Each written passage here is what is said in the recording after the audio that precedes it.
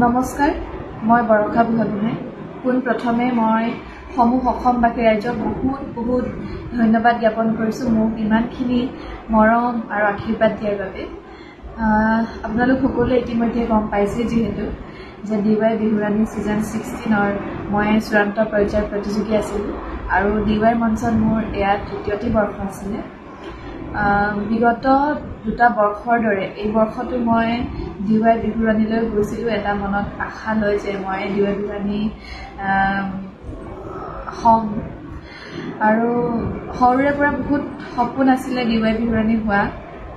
যেতিয়াৰ পৰা DY বিহুৰাণী চাই আহিছোঁ তেতিয়াৰ পৰাই মোৰ সপোন আৰু এই বছৰ মই DY বিহুৰাণী খিতাপটি লাভ কৰিবলৈ সক্ষম নহ'লোঁ আৰু যোৱা দুটা বৰ্ষত যদিও মই DY বিহুৰাণী খিতাপটি লাভ কৰিবলৈ সক্ষম হোৱা নাছিলোঁ তথাপিও ক'ৰবাত মোৰ বেয়া লগা নাছিল যে মই নিজকে ইমানখিনি যোগ্য বুলি ভবা নাছিলোঁ আচলতে, কিন্তু যিমান পাৰোঁ শিকিবলৈ চেষ্টা কৰি আছিলোঁ।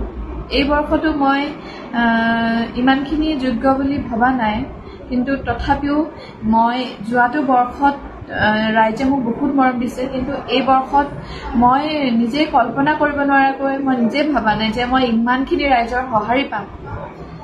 তো তাৰ পিছতো ইমানখিনি ৰাইজৰ সঁহাৰি পোৱাৰ পিছতো যে মই DY বিহুৰাণী খিতাপটি লাভ কৰিবলৈ সক্ষম নহ'লোঁ তাৰ কাৰণে অলপ বেয়া লাগিছে আচলতে। যোৱাকালি DY বিহুৰাণী যেতিয়া ফলাফল ঘোষণা কৰা হৈছিলে মঞ্চত যেতিয়া আছিলোঁ তেতিয়ালৈকে ইমানখিনি অনুভৱ হোৱা নাছিল। যেতিয়া মঞ্চখনৰ পৰা তললৈ নামি আহিলোঁ, যেতিয়া মোৰ শুভাকাংক্ষীসকলে মোৰ ফলাফল কি হ'ব সেয়া শুনিবলৈ অধিক আগ্ৰহেৰে বাট চাই আছিল, তেতিয়াহে মই অনুভৱ কৰিছোঁ আচলতে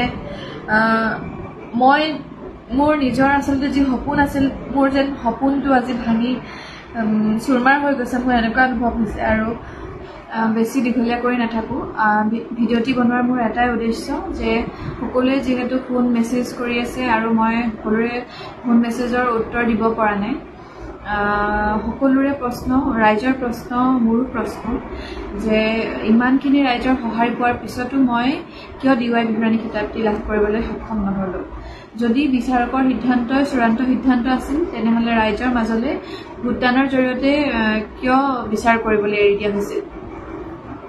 যোৱা বৰ্ষতো দেখি আহিছোঁ যে ভোটদানৰ জৰিয়তে যিগৰাকীয়ে বেছি ভোট পায় তেওঁৱেই বিজয়ী হিচাপে ঘোষণা কৰা হয় আৰু এই বৰ্ষত মই সৰ্বোচ্চ ভোট পোৱাৰ পিছতো মই কিয় এই খিতাপটিৰ পৰা বঞ্চিত হ'লোঁ বা মোৰ কিবা ভুল হৈছিল নেকি নচাত, সেইখিনি বিষয়েও মই অৱগত নহয়।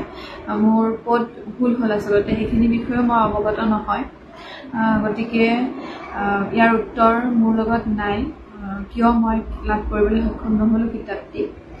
এতিয়া মই ৰাইজৰ মাজলৈকে এৰি দিছোঁ আৰু পুনৰবাৰ সমূহ অসমবাসী ৰাইজক পুনৰবাৰ বহুত ধন্যবাদ জনাইছোঁ মোৰ ইমানখিনি মৰম, আশীৰ্বাদ আৰু সাহস দিয়াৰ বাবে। আৰু অনাগত দিনত আপোনালোকে মোৰ সাহস, গতিকে আপোনালোকৰ আশীৰ্বাদ মোৰ লগত এনেদৰে সদায় মই কামনা কৰিছোঁ।